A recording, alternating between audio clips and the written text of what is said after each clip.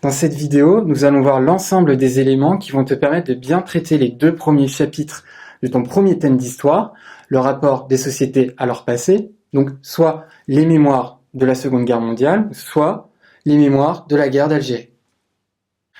Donc ce thème est original dans les connaissances qu'il te demande d'acquérir, puisque non seulement on va te demander d'être au fait des événements de la Seconde Guerre mondiale ou de la guerre d'Algérie, mais aussi et surtout, on va te demander d'acquérir des connaissances sur les différentes façons dont les sociétés se sont souvenues, ont interprété, se sont appropriées ces 2 événements. En fait, ce thème se base sur 2 notions qu'il faut bien savoir définir. L'histoire et la mémoire, qui a priori pourraient désigner la même chose, mais qui en réalité sont bien différentes.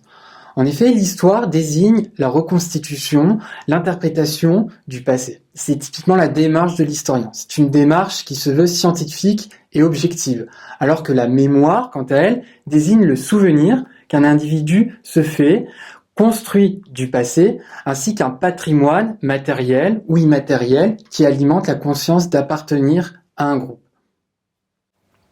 Pour comprendre en quoi ces 2 notions sont différentes, on peut tenter de développer certains points. Tout d'abord, l'histoire, en tant que démarche scientifique, se veut objective, alors que la mémoire, elle, est subjective, puisque c'est chaque individu qui se souvient de tel ou tel événement. L'histoire est également statique.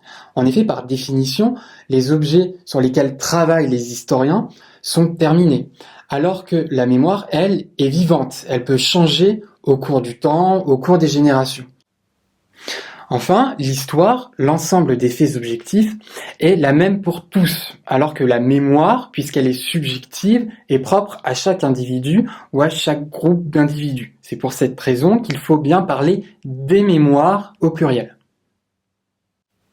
Tout l'enjeu de ce thème est donc de comprendre les relations complexes qui peuvent exister entre la mémoire et l'histoire.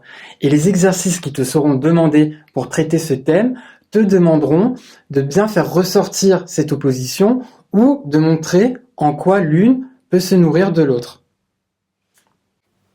Donc ces 2 notions d'histoire et de mémoire sont opposées, mais il existe des passerelles entre ces 2 notions. En effet, les historiens peuvent étudier les mémoires, soit pour les critiquer, soit pour expliquer comment une mémoire émerge à tel ou tel moment. De même, les groupes sociaux ou même l'État peuvent solliciter les historiens pour construire leur mémoire ou une mémoire officielle. À présent, dans les 2 prochaines vidéos, nous allons étudier les 2 études de cas du programme et je t'invite maintenant à regarder la vidéo qui traite de l'exemple qui a été choisi par ton professeur.